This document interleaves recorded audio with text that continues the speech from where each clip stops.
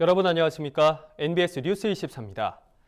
공익형 직불제 도입을 위한 움직임이 급물살을 타고 있습니다. 25개 주요 농민단체들은 공익형 직불제 관철 비상대책위원회를 구성한 데 이어 국회 앞 기자회견을 통해 공익형 직불제 조속한 도입을 촉구했습니다. 네, 더불어민주당과 정부도 당정 협의를 갖고 내년도 농업직불금 예산을 기존 정부안보다 크게 상향된 2조 2천억 원 수준으로 확대 편성하기로 했습니다. 이에 따라 이르면 9월 정기국회에서 공익형 직불제 관련 법안이 처리될 거란 기대감이 고조되고 있지만 아직 넘어야 할 산이 많습니다. 강창호 기자가 보도합니다. 지난 26일 국회 정문 앞에서 공익형 직불제 관철 비상대책위원회의 출범 기자회견이 열렸습니다. 직불제 개편 논의가 그동안 지지부진했던 데 불만이 컸던 농민단체들이 한 목소리를 낸 겁니다. 한국농축산연합회 소속 22개 단체와 기타 농민단체 3개 등 25개 주요 농민단체들이 모여 만들어진 공익형 직불제 관철 비상대책위원회는 공익형 직불제 관철을 위한 한시적인 기구로 활동할 예정입니다. 직불제 비대위는 9월 정기국회가 공익형 직불제 도입의 마지노선이라며 국회에서의 관련 법안 통과를 강력히 촉구했습니다. 국회와 정부에서도 우리 농업산업의 미래, 국민의 먹거리 미래 다시 한번 깊이 각성하여서 9월 국회에서는 미리 모든 것의 농업 예산에 대해서는 여야를 막론하고 다 함께 독자하면서 통과시켜줄 것을 다시 한번 촉구할 것입니다. 공익형 직불제 도입 재정 확대 반드시 실천하라.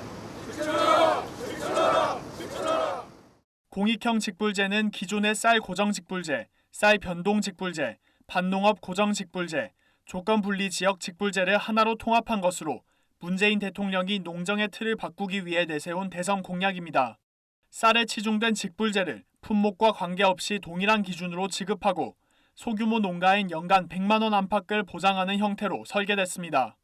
더불어민주당과 정부도 26일 국회에서 2020년도 예산안 편성 당정 협의를 갖고 내년도 농업 직불금 예산을 2조 2천억 원 수준으로 확대 편성한다고 밝혔습니다. 공익형 직불제의 내년 도입을 염두에 둔 조치라는 분석이 나옵니다. 지금까지 예산 편성권을 쥔 기재부는 공익형 직불제의 예산을 1조 1천억 원으로 제시해 3조 원 이상을 요구하는 농업계와 마찰을 빚어왔지만 중간 수준으로 합의가 이루어진 겁니다. 기재부가 9월 3일 합의안을 반영한 2020년도 예산안을 제출하면 국회 심의 과정에서 다소 증액된 수준의 공익형 직불제 예산이 확정될 것으로 예상됩니다. 국회 농림축산식품해양수산위원회가 올해 초 여야 간사 협의를 통해 공익형 직불제 예산을 2조 4천억 원에서 3조 원 사이로 결정하는 데 잠정 합의한 바 있기 때문에 농업계의 요구에 상응하는 수준으로 확정될 가능성이 높습니다. 하지만 공익형 직불제 도입까지는 아직 여러 관문이 남았습니다. 쌀 목표 가격과 변동 직불제 폐지를 전제로 하는 만큼 관련 법령을 대대적으로 손봐야 하기 때문입니다. 이에 따라 농해수위 민주당 간사인 박완주 의원은 9월 초 농업소득의 보전에 관한 법률 전부 개정안을 발의하고 추석 전 공청회도 개최할 계획입니다. 농해수위 야당 간사들도 이에 잠정 합의한 것으로 알려졌습니다. 20대 국회가 공익형 직불제 관련 법안의 통과라는 유종의 미를 거둘 수 있을지 기대가 커지고 있습니다. NBS 뉴스 강창호입니다. 최저임금 상승과 농산물 시장 개방 확대 같은 문제가 연이어 발생하면서 농민들의 시름이 깊어지고 있는데요. 여기에 농산물 상품화를 위한 핵심 시설인 APC, 산지 유통센터의 비용까지 농민들 몫으로 돌아가면서 농가의 경영 부담이 급격히 증가하고 있습니다. 이에 농산물 산지 유통센터 APC 운영에 정부의 지원 확대가 필요하다는 목소리가 높아지고 있습니다. 이현경 기자가 보도합니다. 최근 농산물 유통의 공익적인 가치 반영과 APC 미래 발전 방향을 주제로 한 국회 토론회가 국회도서관 대강당에서 열렸습니다. 이번 국회 토론회엔 농민, 학계 및 관련 전문가 등 250여 명이 참석한 가운데 정부의 적극적인 지원을 이끌어내는 다양한 대책들이 논의됐습니다. 개선이 가장 시급한 부분은 산지 유통센터, 즉 APC 운영 비용입니다. 현재는 대부분의 비용을 생산자인 농민들이 부담하고 있습니다. 전문가들은 APC가 최저임금의 지속적인 인상과 함께 근로기준법상 주 52시간제 적용 제외 대상에 포함되지 못해 농가의 경영 부담을 급격히 증가시킬 것을 우려했습니다. 신선 농산물이 주 52시간 근무하게 되면 계절성이 있기 때문에 적용하기가 굉장히 어려운 문제가 있고 상품화를 만드는 비용을 생산자가 부담하기에는 너무 우리나라가 열악한 농업 구조를 갖고 있기 때문에 APC에서 상품화되는 일정의 비용을 국가에서 부담하는 또한 정부의 핵심 비용 지원이 미비하다는 점도 지적됐습니다. APC의 핵심 비용인 공동선별비와 물류기기 공동이용비에 대한 정부와 지자체의 지원은 집행 예상액의 20%에도 미치지 못하고 있는 실정입니다. 농협경제지주에 따르면 올해 APC의 공동선별비는 930억 원, 물류기기 공동이용비는 449억 원이었습니다. 하지만 정부와 지자체의 지원금은 각각 178억 원과 80억 원으로 APC가 수행하는 역할에 비해 정부의 지원은 터무니없이 부족한 실정입니다. 이 같은 문제점을 해결하기 위해 APC를 통한 농산물 유통 과정에서 발생하는 공동선별비, 운송비, 물류비, 포장재비, 상하차비 등의 지원 확대를 촉구하는 의견이 제시됐습니다. 이와 함께 구체적인 지원책으로 농가 인건비 부담을 줄이는 주 52시간 근무제 적용 예외도 거론됐습니다. 영세농이나 소농 같은 경우에 판매 시설이라든가 설비나 아니면 이런 네트워크 같은 게 부족하니까 보통 이제 농협에 많이 내잖아요. 근데 농협을 거쳐서 가는 경우에는 63조가 적용을 이제 못 받게 됩니다. 52시간의 제약을 받고 그다음에 휴일이나 연장 근무에 대한 그 인건비보다 1.5배가 되겠죠. 이에 정부는 공공 APC 확대를 해결책으로 제시했습니다. 지자체가 APC를 소유하고 농협 농가는 이용료만 지불해 비용을 절감하는 겁니다. 하지만 주 52시간 근무제 적용 예외에선 여전히 난색을 표하고 있습니다. 농가와 APC의 경영 안정화를 위한 실질적인 대책 마련이 시급해 보입니다. NBS 뉴스 이연경입니다. 올해 마늘 양파 농가들은 가격 폭락으로 우울한 풍년을 맞았는데요. 내년에도 마늘 양파가 과잉 생산될 수 있다는 조사 결과가 나와 비상입니다. 한국농촌경제연구원이 농가들로부터 내년도 마늘 양파 재배 의향을 조사한 결과인데 사전 재배 면적 조절이 시급해 보입니다. 보도에 윤슬기 기자입니다. 2020년산 마늘 양파 수급에 벌써부터 경고등이 켜졌습니다. 올해산 마늘 양파 저장 물량이 많은 가운데 이들 품목의 내년도 재배 의향 면적이 만만치 않아서입니다. 한국농촌경제연구원은 최근 전국 마늘양파 재배농가 1,200가구를 대상으로 조사한 2020년산 마늘양파 재배의향 면적을 발표했습니다. 우선 마늘의 재배의향 면적은 24,950에서 25,239헥타르로 지난해보다 9%가량 감소하지만 평년보단 최대 2.6% 증가할 것으로 집계됐습니다. 단수가 평년 수준만 유지해도 내년에 마늘 과잉 생산이 불가피한 상황입니다. 더욱이 올해산 마늘 저장 물량이 전년보다 크게 증가한 데다 15,000톤의 추가 수매도 예정되어 있어 내년 햇마늘 출하 전까지 재고를 소진하지 못할 가능성이 큽니다. 만약 이렇게 되면 햇마늘 값이 약세로 출발할 수밖에 없어 내년 마늘 가격에 악재로 작용하게 됩니다. 올해 사상 초유의 가격 폭락 사태를 겪은 양파도 안심할 수준이 아닙니다. 농경연 조사 결과 내년도 중만 생종 양파의 재배 의향 면적은 15,000에서 16,000여 헥타르로 평년보다 최대 14.2% 감소할 것으로 추정됩니다. 문제는 조생종 양파 재배 면적은 2,700에서 2,900여 헥타르로 평년과 비슷한 수준일 것으로 파악됩니다. 올해 산 양파는 마늘과 마찬가지로 저장량이 많아 내년도 해장파 출하 시기까지 재고 소진이 만만치 않습니다. 이대로라면 평년 수준의 작황만으로도 내년 해장파 가격이 하락할 확률이 높아집니다. 금년 마늘과 양파 저장량이 굉장히 많고요. 또 마늘과 조생종 양파의 경우에는 평년보다도 재배 의향 면적이 많은 상황이라서 혹시라도 내년도에도 이제 그 작황이 좋게 된다라고 하면 금년과 같은 이제 생산 과잉 문제로 가격이 좀 다시 또 떨어지는 그런 일이 우려가 되고 있으니 재배 면적을 결정할 때 좀 신중하게 판단을 하셨으면. 전문가들은 올해와 같은 가격 폭락 사태를 반복하지 않으려면 정부와 재배농가가 합심해 적정 재배 면적 조절에 나서야 한다고 강조합니다. MBS 뉴스 윤슬기입니다. 청년들이 학비 걱정 없이 공부에만 전념할 수 있도록 농협이 올해 4,500명의 고등학생과 대학생에게 총 450억 원의 장학금을 지원하기로 했습니다. 26일에는 농협중앙회와 지역농협 등 범농협이 올 상반기 장학금을 함께 전달했는데요. 범농협이 장학금을 한자리에서 동시에 전달한 건 이번이 처음입니다. 26일 서울 농협중앙회 대강당에서 지역 인재 육성을 위한 장학금 지원 행사인 범농협 동시장학금 전달 행사가 개최됐습니다. 이번 행사인 지역농협 장학생 219명, 농협재단 장학생 171명과 농협재단 기부업체 및 임직원 등 500여 명이 참석해 뜻깊은 시간을 함께했습니다. 이번 행사는 농협 장학금 전달 행사 최초로 전국 통합으로 이루어져 행사 규모가 더욱 커졌습니다. 그동안 농협사무소 또는 법인별로 분산해 실시했던 장학금 전달식을 하나로 통합하면서 농촌 및 소외계층 학생들에겐 자부심을 높이는 계기가 됐고 장학금 규모 또한 확대되는 발판이 마련된 겁니다. 내 자녀는 어딘가 가서 잘 되기를 바라는 게 부모의 마음입니다. 그 부모의 마음을 농협이 조금이라도 헤아려 드려야 되겠다. 우리 장학금 받은 학생들이 또 사회에서 큰 일꾼으로 성장해 주시기를 진심으로 기원해 마지 않습니다. 이날 행사에는 김천농협과 양서농협, 논산계룡농협, 관악농협, 강동농협, 송파농협, 전주농협 및 농협재단이 지원하는 고등학생 114명과 대학생 276명 등 총 390명의 장학생이 참석했습니다. 장학생들은 장학증서 수여 및 장학생 선서식을 가졌으며 농협 임직원과 함께 오찬 간담회 후 명문대 탐방과 남산 투어 일정을 마쳤습니다.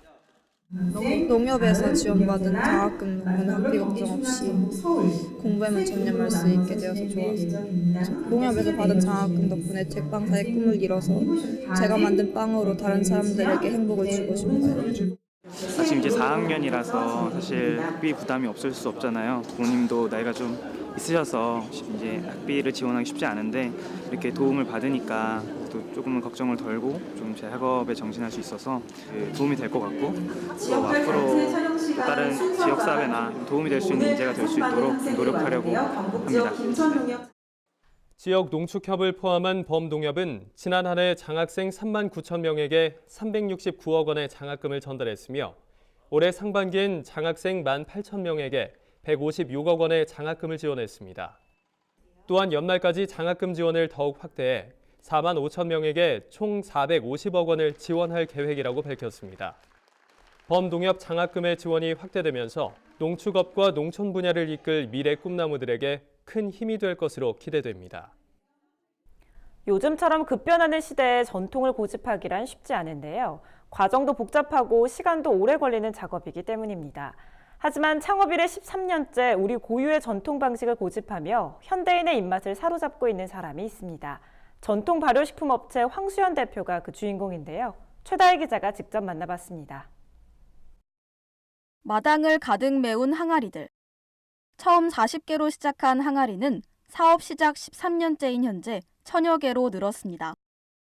항아리마다 손수 담근장이 익어가고 있는데요. 여기엔 황 대표만의 남다른 신념이 있습니다. 보통은 식품하면 맛을 먼저 생각하시는데 저희는 맛은 좀 두 번째고요. 맛보다는 좋은 재료로 만든 건강한 식품을 제일 1순위로 두고 있습니다. 저희가 이 사업을 시작하게 된 이유가 이제 가족 중에 아픈 사람이 있어서 시작을 했기 때문에 누구보다도 좀 더 좋은 재료를 쓰고 싶었고. 아픈 가족을 위한 것이 계기가 되어 사업을 시작했던 만큼 황수연 대표에게 있어 건강은 특별한 의미. 때문에 재료 하나를 선택하는데도 최고만을 고집하는데요. 장맛의 기본 재료인 콩을 유기농 방식으로 직접 재배하는 이유기도 합니다. 저희가 좋은 재료를 구하고 싶은데 어려움이 많아서 직접 농사를 짓게 됐습니다. 그래서 유기농 콩을 직접 재배를 하고 있고요. 나머지 제품들은 주로 농가에서 구매를 하는데 저희가 구매할 때 굉장히 까다롭게 구매를 하고 있어요. 또 저희가 발효를 시킬 때 사용하는 볏짚까지도 신경을 써서 유기농 볏짚을 사용하고 있습니다. 하지만 사업을 시작한 첫 해, 판매 실적은 0원. 판로를 뚫기가 어려웠기 때문인데요. 그때 눈에 들어온 것은 온라인 시장. 황수연 대표의 판단은 성공적이었습니다. 지역적으로 저희가 시골에 위치하다 보니까 시골에서는 거의 담가 드시는 분들이 많았는데 이쪽에서 직접 거래를 하기에는 너무 시장이 작았어요. 그래서 온라인이라는 그런 오픈마켓 시장을 처음 시작을 했는데 전국적으로 택배 배송을 통해서 이루어지는 시스템이라 특히 수도권 공략하는 데 좋았던 것 같습니다. 특히 제조 과정을 온라인에 공개, 질 좋은 제품을 내세워 꾸준히 소비자들을 공략한 건데요. 제품에 대한 믿음을 보여주는 것이 중요하다는 판단에 먼저 전통식품 품질 인증, 유기농산물 인증, 유기가공 인증, 식약청 해썹 인증 등을 획득했습니다. 이런 노력들이 인정을 받아 각종 수상까지 휩쓸었는데요. 지난해엔 벤처기업 부문 중기부 장관 표창에, 올해엔 농림축산식품부 장관상까지 매해 그 노력이 결실을 이루고 있습니다. 황수연 대표의 도전은 여기서 멈추지 않고 해외 시장까지 그 영역을 넓혀가고 있는데요. 현재는 저희가 미국, 영국을 비롯해서 한 5개국에 수출을 하고 있습니다. 이런 팔로고는 이제 해외 전시회나 국내 전시회 이런 것을 통해서 진행을 하였고요. 또 이제 무역사절단이나 이런 것을 참여하면서 이런 수출의 기회를 얻을 수 있었습니다. 근데 이 부분도 더 집중해서 수출에 더 많은 힘을 기울이고 더 많은 실적을 낼 수 있도록 하는 게 꿈입니다. 최근 흐름에 맞춰 유튜버로의 문을 두드리며 끊임없이 팔로 개척에 눈을 돌리고 다양한 소비자들을 공략하기 위해 신제품 개발을 계속하고 있는 황수연 대표. 자신만의 원칙을 고수하며 뚝심 있는 장맛을 고집하는 그녀가 성공할 수밖에 없는 이유입니다. MBS 뉴스 최다희입니다. 다음은 지역 뉴스입니다. 전라남도와 농협중앙회는 최근 서울농협중앙회 회의실에서 전남의 농업농촌 발전과 농가소득 향상 등을 위한 농정시책을 추진하기로 업무 협약을 체결했습니다. 주요 협약 내용은 전남 귀농어 귀촌 종합지원 서울센터 운영과 국제농업박람회 홍보 및 관람객 유치 활동 노력 등입니다. 또한 농촌 고령화와 분여화가 가속화되고 있어 이에 대한 대책을 마련하는 등 농촌 현장의 여론을 반영해 공동 대응하기로 했습니다. 경상남도가 시설물 유지 관리에 철저를 기하고 가뭄에 사전 대비하고자 도내 농업용 지하수 시설에 대한 이용 실태 점검을 추진합니다. 이달 말까지 실시되는 이번 점검에서는 시설 가동 상태와 수해 농가수, 시설 방치와 보수 필요 여부 등을 중점 점검합니다. 더불어 도는 환경부와 협업해 정기 수질 검사 이행 여부도 함께 점검하고 점검 결과가 미흡한 사항은 관리 주체별 정비 개선이 될 수 있도록 조치할 계획입니다. 이번 점검 대상은 도내 시군 및 한국농어촌공사에서 관리하는 공공관정 5,882개소입니다. 전라북도가 최근 진안 마이산 에코타운에서 농촌 마을 사업의 성과와 추진 과제를 통해 전북도 농촌 미래 비전을 제시하고자 농촌 활력분과 포럼을 개최했습니다. 이번 포럼에서는 전북도 농어촌 지원센터와 한국농어촌공사, 시군 마을 사업 관계자 등 60여 명이 참석해 전북도 농촌 마을 만들기 사업의 발전 방향에 대한 열띤 토론을 펼쳤습니다. 이날 참석자들은 행정 주도로 추진된 농촌 마을 만들기 사업의 문제점과 성공 사례 등을 면밀히 분석해 전북도 농촌 마을 만들기 사업에 접목해야 한다고 한 목소리를 냈습니다.